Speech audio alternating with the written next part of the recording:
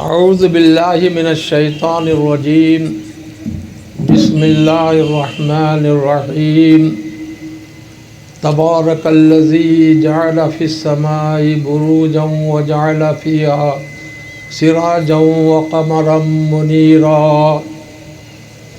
وعباد الرحمن الذین یمشون علی الارض ہونا وَإِذَا خَاطَبَهُمُ الْجَاهِلُونَ قَالُوا سَلَامًا۔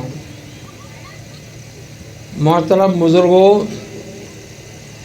معزز محترم علماء کرام اور سامعین اور خواتین، آپ لوگوں نے نوجوان علماء سے پرجوش تقاریروں کو سماعت فرمایا۔ اب بوڑھے کی تقریر کیا سنیں گے؟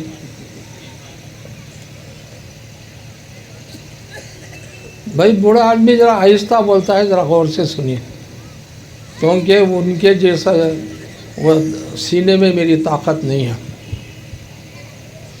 میں نے آپ کے سامنے سورہ فرقان پارہ 19 کی آخری رکوع کی پہلی 1-2 آیتوں کو پڑھا ہے، جس میں اللہ تعالیٰ فرماتے ہیں اپنی تعریف کے بعد، میں زیادہ طول نہیں دینا چاہتا اپنے بیان کو۔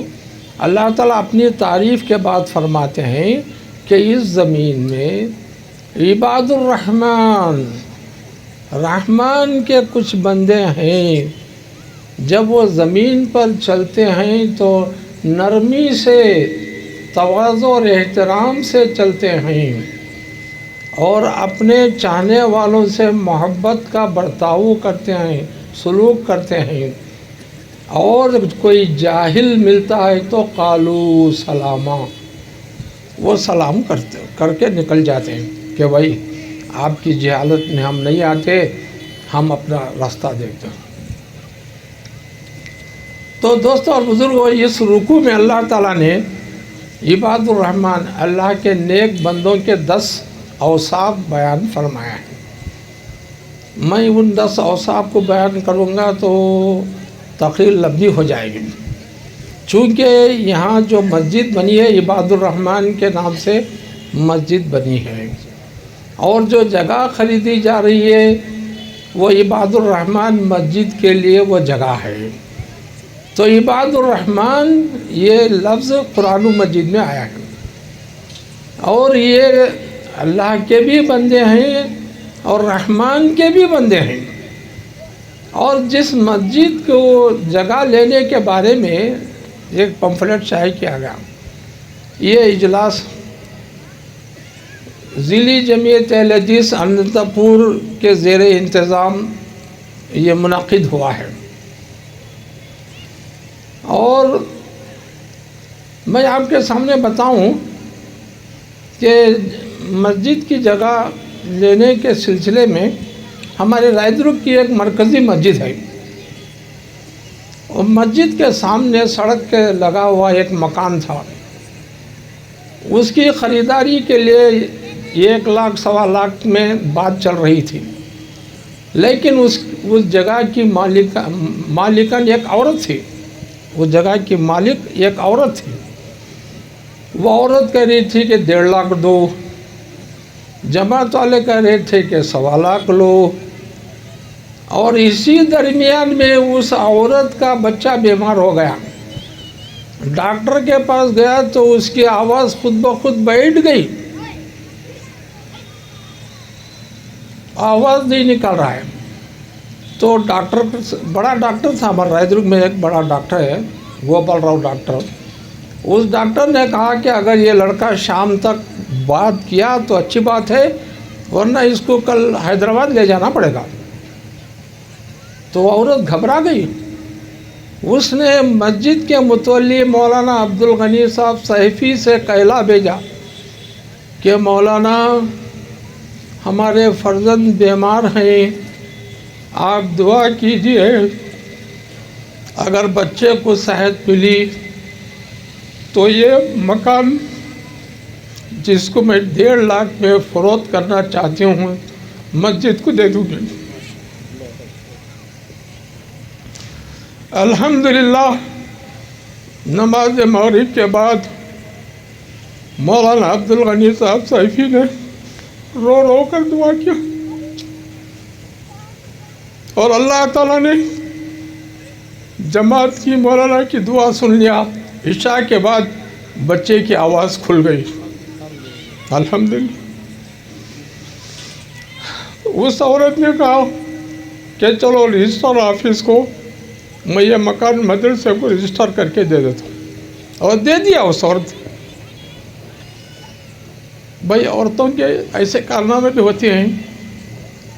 تو میں جو ہے اب صدارتی تقریر میں سب سے پہلے ایک کتاب لکھ رہا تھا میں، جس کا نام ہے امثال القرآن والحدیث۔ تو حدیث کا مطالعہ کر رہا تھا تو جامع ترمذی میں مجھے ایک حدیث ملی۔ حضرت ابو ہریرہ رضی اللہ تعالیٰ عنہ راوی ہیں۔ رسول اللہ صلی اللہ علیہ وسلم نے فرمایا جب آدمی بوڑھا ہو جاتا ہے تو 2 چیزوں میں اس کی حرص زیادہ ہو جاتی ہے۔ تو رسول اللہ صلی اللہ علیہ وسلم نے ایک تو مال کی حرص زیادہ ہو جاتی ہے، دوسرے عمر کی حرص زیادہ ہوتی ہے۔ بوڑھا ہو گیا ہے، 80 سال ہو گئے، ابھی زندہ ہونا، 90 اور زندہ ہونا، 100 سال کا ہوا تو بھی زندہ ہونا۔ تو رسول اللہ صلی اللہ علیہ وسلم نے فرمایا کہ یہ بوڑھے آدمی میں 2 چیزوں کی حرص بڑھ جاتی ہے، ایک مال کی، ایک عمر کی۔ اب آپ کے سامنے ایک بوڑھا بیٹھا ہوا ہے، اب اس کی بھی 2 حرص ہیں۔ ایک تو کیا ہے، وہ بہت مال چاہتا ہے۔ ایسی بات نہیں، اللہ تعالیٰ مجھے بہت مال دیا ہے، اللہ تعالیٰ دنیا سے مجھے بے نیاز کیا ہے۔ رسول اللہ صلی اللہ علیہ وسلم نے فرمایا اگر تمہارے پاس ایک مکان ہو، ایک جوڑا کپڑے ہوں، اور ایک غلام ہو، اور ایک دن کی غذا ہو تو تم خوش قسمت۔ آج ہمارے کتنے بھائی ہیں جن کے گھروں میں سال بھر کی غذا کا انتظام ہے، ایک دن کی غذا رہی تو رسول اللہ صلی اللہ علیہ وسلم فرماتے ہیں قسمت والا ہے۔ تو اللہ کے فضل سے مجھے مال کی حرص نہیں ہے۔ اچھا عمر کی حرص ہے، کس لیے ہے؟ یہ جمعیت کے پروگرام دیکھنے کے لیے، احباب جماعت کی خدمت کرنے کے لیے، اور بیٹھا ہوا کچھ لکھتا رہتا ہوں اور لوگوں کو علم کی باتیں بتانے کے لیے، سکھانے کے لیے میں لکھتا رہتا ہوں۔ اس کے لیے میں اپنی عمر میں اضافہ چاہتا ہوں۔ مال تو اللہ مجھے بہت دیا ہے، اللہ تعالیٰ ابھی زیادہ دیتا ہے تو اس کی مرضی، مگر ہم حرص نہیں کرتے۔ ایک مرتبہ رسول اللہ صلی اللہ علیہ وسلم کے پاس مال آیا، حضرت عمر بن خطاب رضی اللہ تعالیٰ عنہ آپ کے پاس تشریف لائے۔ رسول اللہ صلی اللہ علیہ وسلم حضرت عمر کو پیسہ دیا، لے پیسہ لے لو۔ حضرت عمر بن خطاب بولے اے اللہ کے رسول، میرے پاس روزی رزق اور پیسہ بہت ہے، یہ مال کسی غریب کو دیجئے، غربا میں، یتیموں میں، بیووں میں تقسیم کیجئے۔ تو رسول اللہ صلی اللہ علیہ وسلم نے فرمایا اے عمر بن خطاب، جو مال تمہارے بغیر طلب کے، بغیر حرص کے اگر مل جاتا ہے تو اس کو قبول کر لو، لیکن مال کے پیچھے مت دوڑو، مال کی حرص میں غلط کام مت کرو، اللہ جو دیتا ہے اس کو قبول کر لو۔ تو حضرت عمر بن خطاب نے الحمدللہ قبول کر لیا۔ تو یہ چیزیں ہیں اللہ تعالیٰ جو ہے جو اب تک دیا ہے، اور زیادہ کہ مجھے عمر کی خواہش ہے کہ میں آپ کی جماعت کی خدمت کر سکوں، کیونکہ حضرت علی بن ابی طالب رضی اللہ تعالیٰ عنہ فرماتے ہیں کہ اللہ تعالیٰ جس کو 5 چیزیں عنایت فرمایا، اللہ تعالیٰ جس کو 5 چیزیں عنایت فرمایا وہ بڑا خوش قسمت، بڑے نصیبے والا. سب سے پہلی چیز آپ غور سے سنیے، اللہ تعالیٰ اس کو شکر گزار دل دیا. جو اللہ تعالیٰ اس کو نعمت دیا ہے، جو اللہ تعالیٰ اس کو مال دیا ہے، جو اللہ تعالیٰ اس کو مکان دیا ہے، اس پر شکر گزاری کرتا، زیادہ کی حرص نہیں کرتا ہے. ایسا دل اللہ تعالیٰ جس کو دیا ایک، اور ایک اس کو اللہ تعالیٰ ذکر کرنے والی زبان دیا. استغفر اللہ، سبحان اللہ، الحمدللہ، اللہ پڑھتا رہتا، ہمیشہ ذکر کرتا رہتے. اللہ تعالیٰ اس کو ذکر کرنے والی زبان دیا. دو، تیسری ہے کہ اللہ تعالیٰ اس کو اپنے لیے، اپنے گھر والوں کے لیے حلال روزی کمانے کے لیے محنت اور مشقت اٹھانے والا بدن دیا. تکلیف اٹھانے والا، محنت مشقت والا بدن دیا. تین چیزیں. چوتھی چیز یہ کہ اللہ تعالیٰ اس کے گاؤں میں اس کو روزی دیا. اس کے گاؤں میں اس کے کھانے پینے کا انتظام، نوکری اس کے گاؤں میں ملی، دکان اس کے گاؤں میں کھولا گیا، تجارت اس کی گاؤں میں چل رہی ہے. تو یہ چوتھا آدمی. پانچواں آدمی جس کو اللہ تعالیٰ نیک بیوی. کیسی نیک بیوی؟ گھر میں 5 وقت کی نماز پڑھنے والی، رمضان کے روزے رکھنے والی، اپنے شوہر کی اطاعت کرنے والی، اور اس کے پیچھے اس کے مال کی اور اس کے بچوں کی حفاظت کرنے والی، اور خصوصاً اپنے نفس کی حفاظت کرنے والی عورت. ایسی عورت اللہ تعالیٰ اس کو دیا تو سمجھو کہ یہ بڑا خوش نصیب انسان ہے. ایسے کتنے خوش نصیب انسان ہیں لیکن اللہ کا شکریہ ادا نہیں کرتے. ان کو کبھی 4 چیزیں ملی ہیں، کبھی 3 چیزیں ملے ہیں، لیکن شکر گزار دل نہیں. شکر گزار دل اللہ سے مانگو، اے اللہ جو تو نعمتیں دیا ہے اس کا شکریہ ادا کرنے کی ہمیں توفیق عطا فرما. خیر، اس کے بعد اب میں اصل موضوع کی طرف آتا ہوں. سب سے پہلے ہمارے ضلعی جمعیت کے امیر مولانا اشرف فیضی صاحب نے تقریر کیا توحید پر. کلمہ طیبہ لا الہ الا اللہ محمد الرسول اللہ. یہ ایمان جس کا پختہ اور مضبوط ہوگا اس کا دین بھی بڑا مضبوط ہوگا. میں آپ کو بتاؤں کہ حدیث سے ہم کو معلوم ہوا کہ ہمارے دین کی بنیاد 3 چیزوں پر ہے. ہمارے دین کی بنیاد 3 چیزوں پر ہے. سب سے پہلی چیز کلمہ توحید کا اقرار، کلمہ توحید پڑھنا. اشہد اللہ. کتنے لوگ ہیں ہمارے نوجوان بچے نماز بھی پڑھتے ہیں، سب پڑھتے ہیں، لیکن کلمہ شہادت کبھی انہوں نے نہیں پڑھا. اشہد اللہ الہ الا اللہ واشہد ان محمدا عبدہ ورسولہ. یہ جو ہے کلمہ شہادت کبھی بچوں نے پڑھا نہیں اور اس کا ترجمہ بھی معلوم نہیں. میں یہ گواہی دیتا ہوں اس بات کی کہ اللہ کے سوا کوئی معبود نہیں، اور گواہی دیتا ہوں اس بات کی کہ بے شک محمد صلی اللہ علیہ وسلم اللہ کے رسول اور بندے ہیں. تو اس کلمے کی یہ دین کی پہلی بنیاد. دوسرے دین کی بنیاد اسلام. اسلام کس کو کہتے ہیں؟ 5 چیزوں کا نام اسلام. اسلام یہ ہے کہ کلمہ شہادت پڑھ کے اسلام میں داخل ہو جانا، اسلام کے محل میں داخل ہو جانا. دوسرا یہ کہ نماز پڑھنا. تیسرا یہ کہ روزے رکھنا. چوتھا یہ کہ حج کرنا. پانچواں یہ کہ زکوٰۃ دینا. یہ دوسری بنیاد ہے دین کی. تیسری بنیاد ہے نماز. کیسے پڑھنا؟ جیسے رسول اللہ صلی اللہ علیہ وسلم نے پڑھا. نماز ایسی پڑھو کہ تم اپنے سامنے اپنے خدا کو دیکھ رہے ہو. اگر تم نہیں دیکھ سکتے تو کم از کم دل میں یہ خیال کرو کہ اللہ مجھے دیکھ رہا ہے، مجھے صحیح نماز پڑھنا ہے.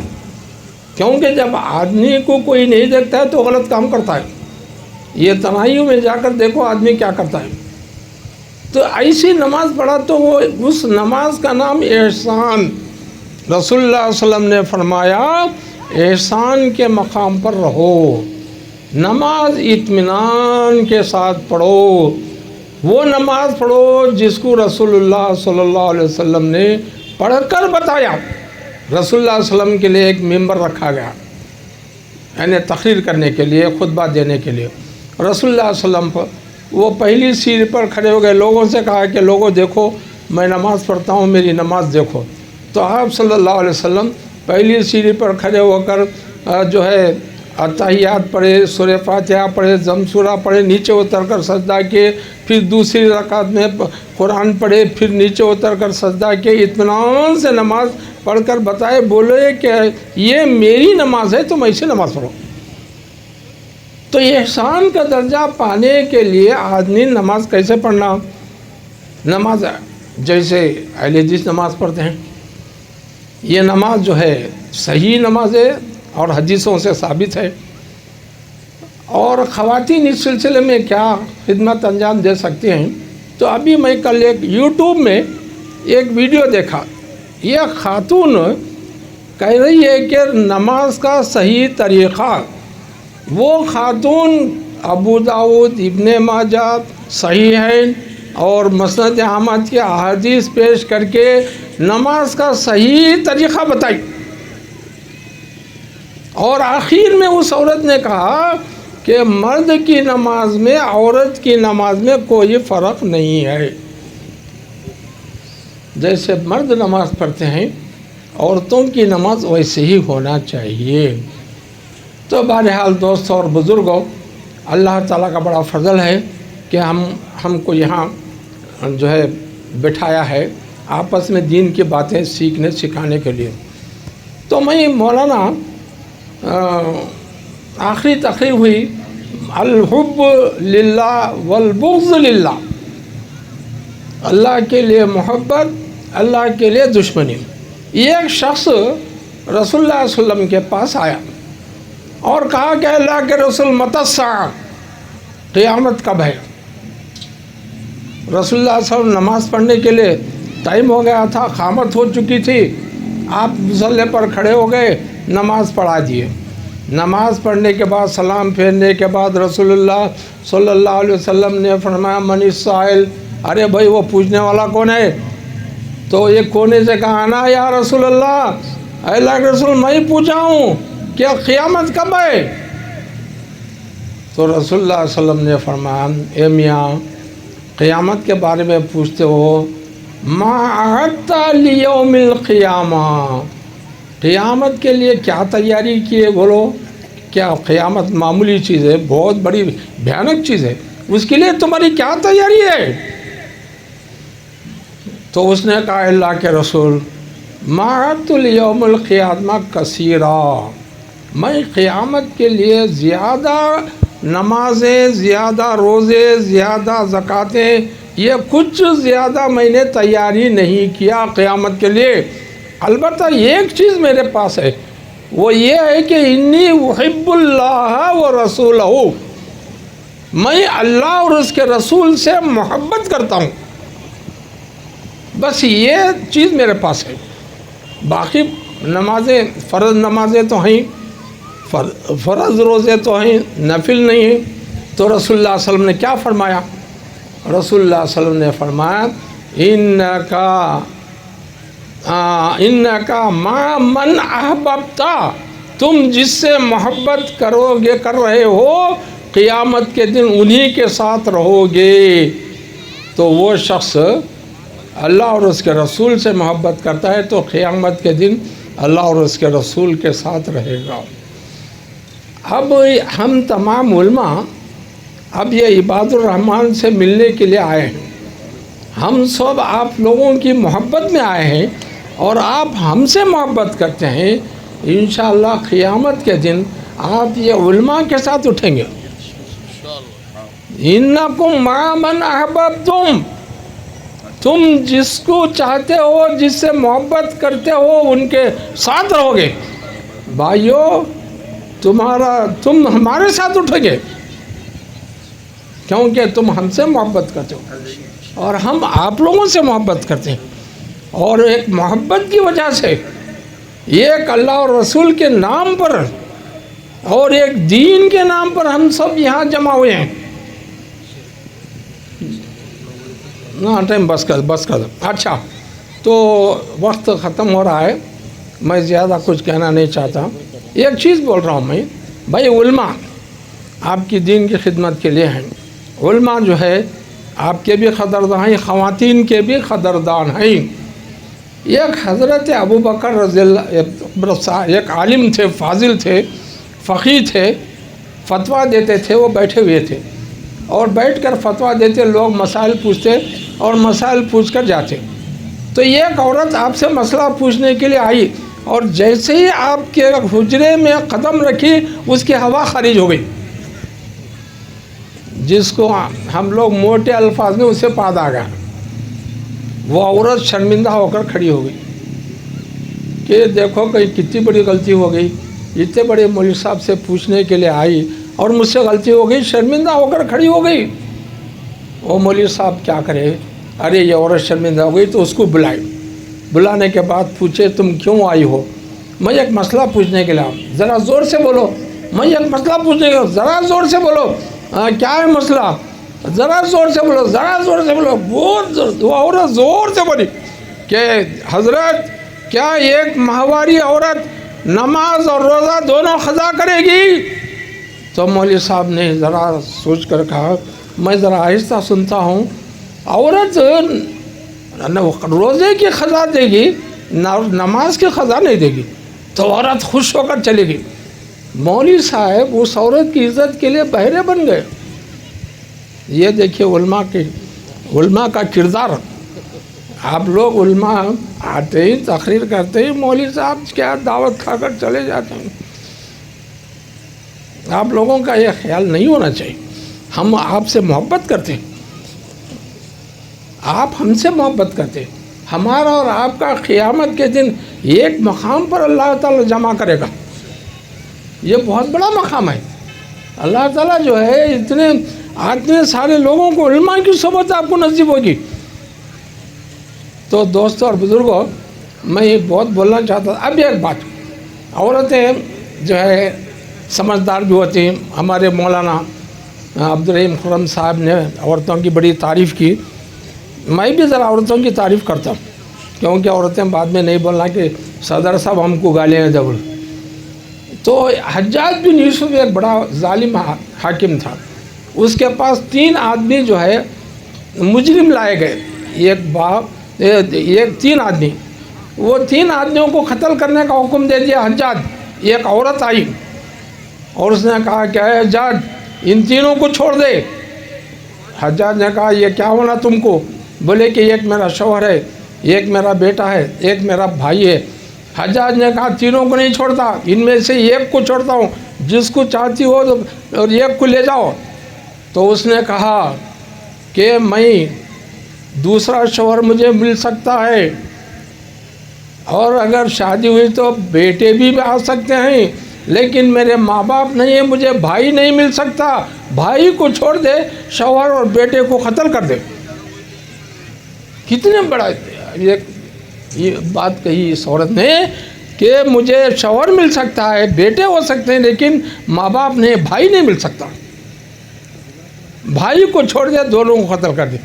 उसने कहा कि तू बहुत होशियार औरत है, तेरे इंतखाब को पसंद करते हुए तीनों को माफ़ कर दिया, जाओ। अल्हम्दुलिल्लाह, ऐसे हैं चीज़ें।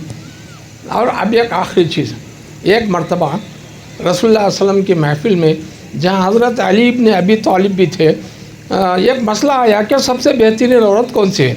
कुछ लोगों ने कुछ कहा, कुछ लोगों ने कुछ कहा, कुछ लोग, मसला हल नहीं हुआ। हज़रत अली घर पर आए, हज़रत फ़ातिमा से पूछे कि एक मसला आया कि सबसे बेहतरीन औरत कौन है, मगर हल नहीं हुआ।